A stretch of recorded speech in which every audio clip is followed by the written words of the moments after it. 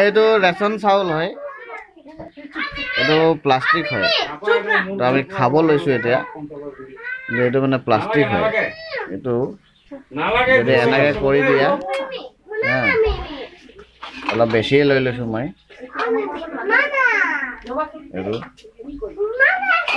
যদি চাউল হ'ব নহয়, তেনেহ'লে বল নিচিনা মানে ওপৰত নাহিব, আৰু যদি প্লাষ্টিক হয় তেনেহ'লে বল নিচিনা খেলিব।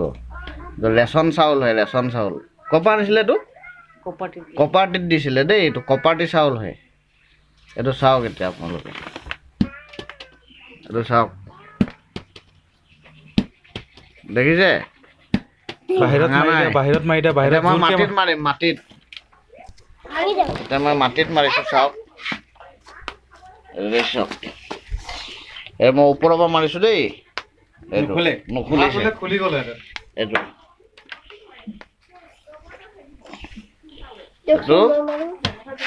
এইটো প্লাষ্টিক খুৱাই মানুহক বেমাৰ কৰি আছে।